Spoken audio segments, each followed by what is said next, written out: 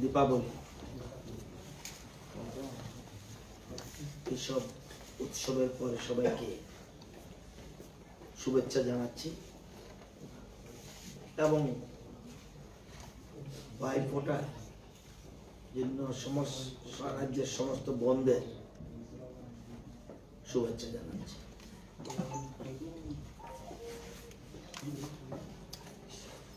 অনেকগুলি অধিকার রয়েছে, এর মধ্যে একটা গুরুত্বপূর্ণ অধিকার ভোটাধিকার। গত বিধানসভা নির্বাচনে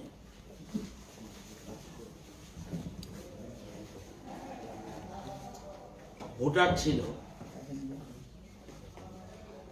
28,13,478।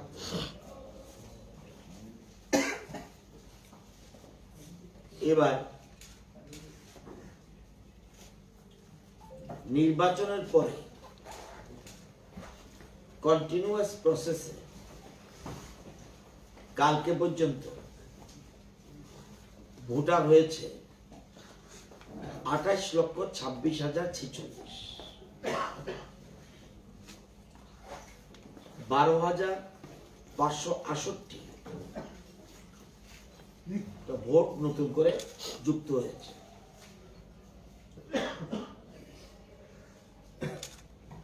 নির্বাচন দপ্তর আমার কাছে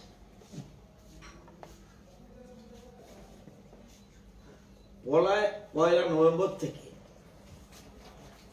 ডিসেম্বর 6 পর্যন্ত সামারি রিভিশন শুরু হয়েছে এবং 1 তারিখ নভেম্বরের 1 তারিখ ড্রাফট তালিকা প্রকাশিত হয়েছে। 28,26,046।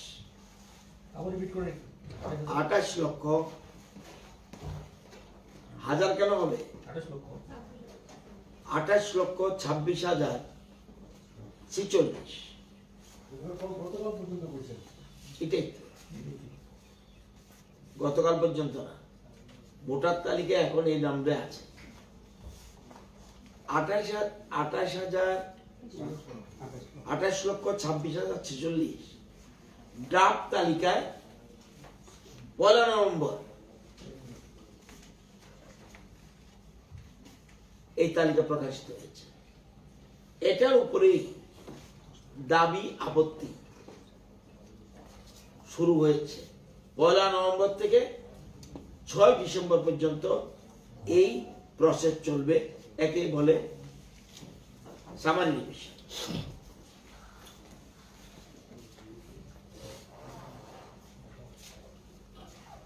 গতকাল পর্যন্ত 6 নম্বর, 7 নম্বর, 8 নম্বর ফর্ম, 6 মানে নাম উঠানো দাবি, 7 মানে আপত্তি, এই নামটা মারা গেছে বা এই নামটা এখানে থাকে না বা অন্য কিছু, 7 নম্বর। 8 নম্বর মানে আমার নামে সংশোধন। তাহলে 6 নম্বর ফর্ম, 7 নম্বর ফর্ম, 8 নম্বর ফর্ম মিলে 28,771টা নাম এর মধ্যে জমা পড়েছে পয়লা নভেম্বর থেকে গতকাল পর্যন্ত।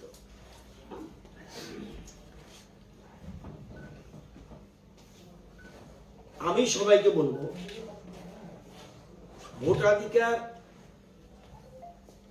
যেহেতু সবচেয়ে একটা গুরুত্বপূর্ণ অধিকার, আপনি কাউকে নির্বাচিত করবেন এবং কাকে কোন সরকারকে নির্বাচিত করবেন, কাকে নির্বাচিত করবেন এবং আপনার অধিকার আপনি প্রয়োগ করতে পারবেন। সেজন্য এই রাজ্যের যত বৈধ ভোটার, যত রাজনৈতিক দল আছে, যত মানুষ আছে, সবাইকে আমি ইনভাইট করছি যে সবাই এই সামারি রিভিশনে অংশগ্রহণ করুন। যাদের বয়স 2024-এ 1 জানুয়ারি 18 হবে, তারা 6 নম্বর ফর্ম এই জমা দিতে পারবে। কিন্তু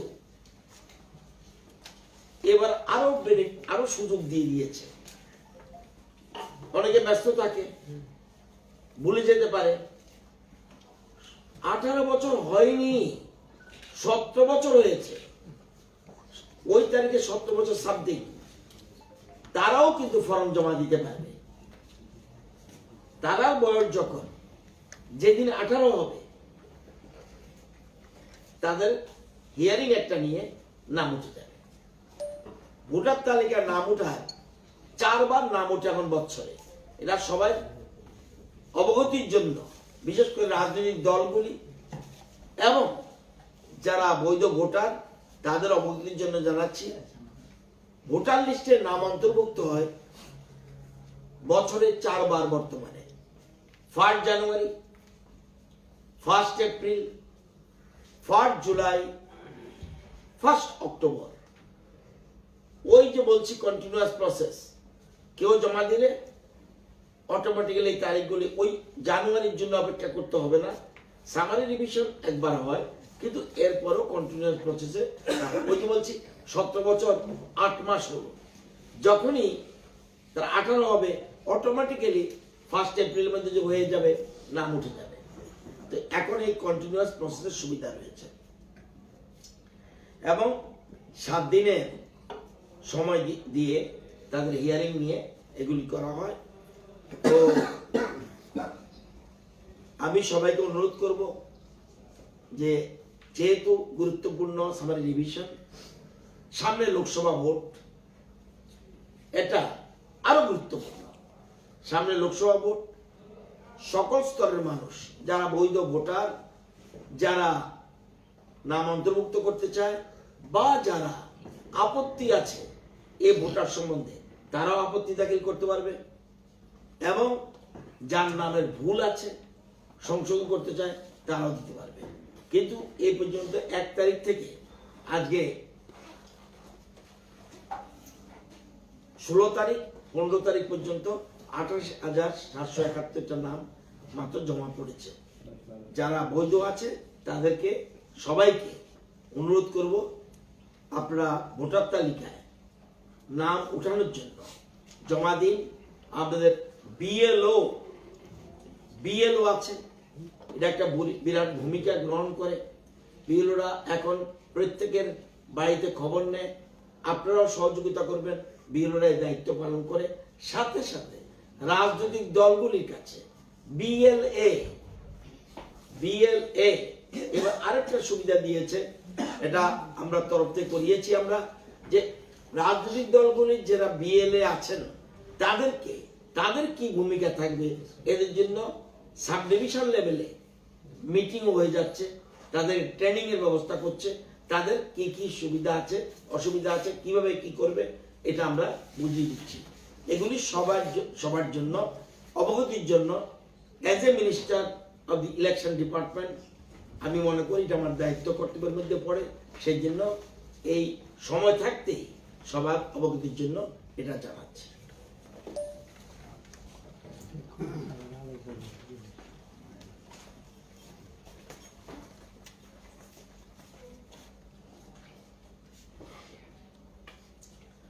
আর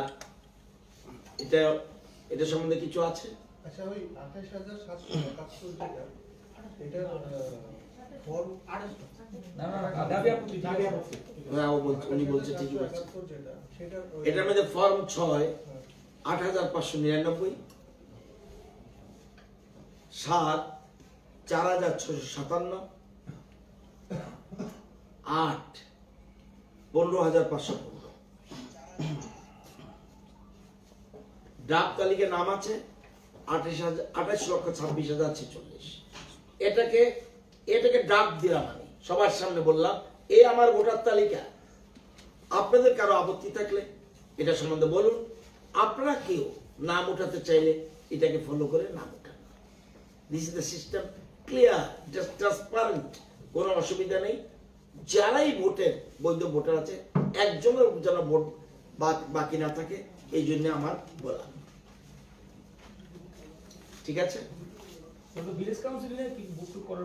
এটার সাথে ইলেকশন ডিপার্টমেন্ট নলি আপনার আইডিয়া নাই বোধ হয়।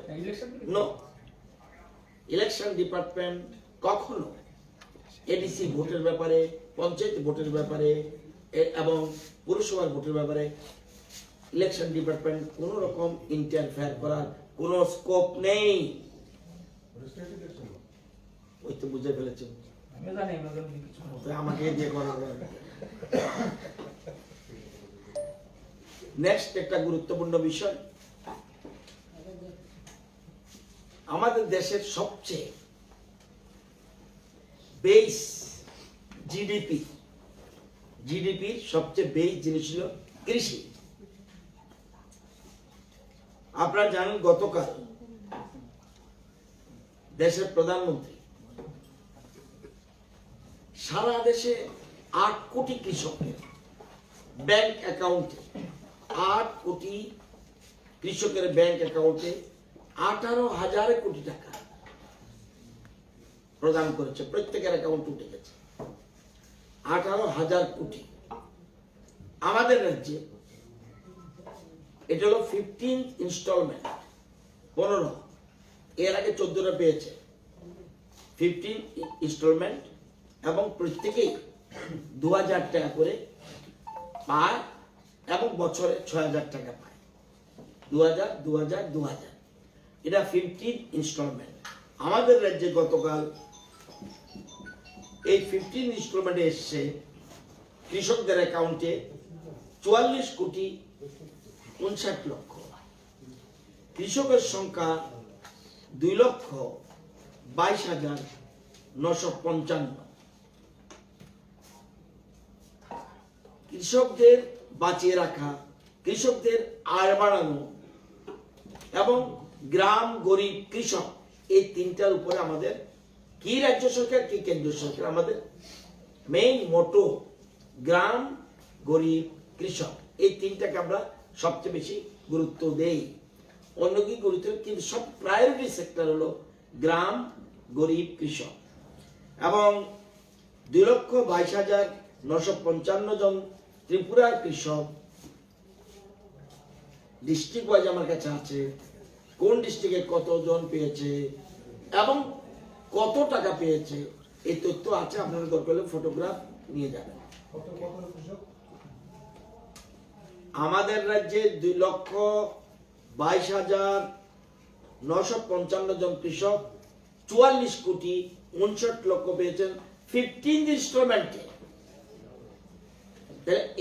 এটা সব এই পর্যন্ত আমাদের রাজ্যে টাকা এসেছে শুধু পিএম কিষাণ স্কিমে 640 কোটি 43 লক্ষ। চিন্তা করে দেখুন, 640 কোটি 43 লক্ষ টাকা আমাদের রাজ্যের কৃষকরা এই 15টা ইনস্টলমেন্টে পেয়েছে। এবং এটা সংখ্যাটা কখনো বাড়ে কখনো কমে, কারণ কেউ মরে গেলে তার অ্যাকাউন্টে টাকা ঢুকবে না, আবার টাইম টু টাইম লিঙ্ক যদি না করে সেটাও থাকে না। তো এইগুলি টাইম টু টাইম 2,52,132 জন কৃষক রেজিস্টার করেছিল, কিন্তু তাদের কাগজপত্র ঠিক আছে 2,22,955, এই জন্য তাদের অ্যাকাউন্টে টাকা ঢুকেছে। আমাদের রাজ্যে আমরা আশা রাখি কৃষকদের মাসিক আয় ছিল 16-17 অর্থবর্ষে 6,580 টাকা মাসিক আয় কৃষকদের। এরপরে 77তম সার্ভেটা কে করে, ন্যাশনাল স্যাম্পল সার্ভে, এটা লাস্টটা এখনো ফাইনাল হয়নি। 77তম রিপোর্ট আমাদের 18-19-এ আমাদের যে কৃষকদের আয় মাসিক হয়ে গেছে 8,982, এবং আমাদের টার্গেট 22-23-এর মধ্যে, ওই যে বলছি ডাবল করা, আমাদের 22-23-এর টার্গেট 13,590 টাকা। যেহেতু ন্যাশনাল স্যাম্পল সার্ভে এখনো হয়নি, বা রাজ্য সরকার ইকোনমিক সার্ভে যেটা আমরা করি সেটাও আমরা এখনো করিনি, কিন্তু 2021-এ আমাদের রাজ্য সরকার নিজস্ব সার্ভে যেটা আমরা করি সেই সার্ভেতে দেখা গেছে আমরা কৃষকদের মাসিক আয় 2021-এ হয়েছে 11,096। আমরা ডাবলের প্রায় কাছাকাছি, এবং 22-23 আমাদের নিশ্চিত যে আমরা ডাবলের থেকেও আমাদের যে কৃষকরা মাসিক আয় হবে, এবং আমাদের টার্গেট যেটা 13,590 এটাকেও ক্রস করতে পারে। আর এবছর কৃষি ফসল অসম্ভব ভালো হবে। এটা গত বছর যেমন কতগুলি প্রবলেম ছিল, এবার হিউজ প্রোডাকশন হবে বলে আমাদের ধারণা। তো এই জন্য আমরা বললাম কৃষকদের হাতে, তার মানে এই 640 কোটি টাকা মানুষের কাছে কিন্তু গেছে, এবং এই কালকে যে একটা সুইচ টিপেই 44 কোটি 59 লক্ষ টাকা কিন্তু এই 2,22,595 জনের কাছে গেছে, এবং সারা রাজ্যে কৃষকদের, এবং এটা পেয়েছে ধলাইতে এখন পর্যন্ত পেয়েছে 103 কোটি 43 লক্ষ 48 হাজার টাকা পিএম কিষাণ প্রকল্পে। গোমতী 102 কোটি 30 লক্ষ 10 হাজার, খোয়াই 58 কোটি 32 লক্ষ 98 হাজার, নর্থ ত্রিপুরা 117 কোটি 13 লক্ষ 90 হাজার, সিপাহীজলা 73 কোটি 2 লক্ষ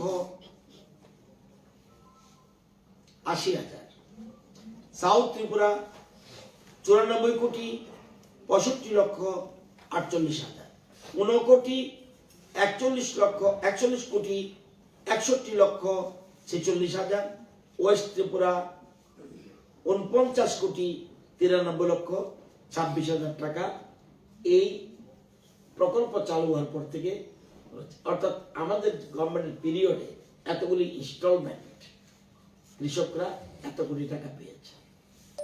তো আগামী দিনে তাদের আয় যাতে আরো বাড়ে সেজন্য আমরা বিভিন্ন কর্মসূচি গ্রহণ করছি। এটাই। এরপর সর্বশেষে আজকে ন্যাশনাল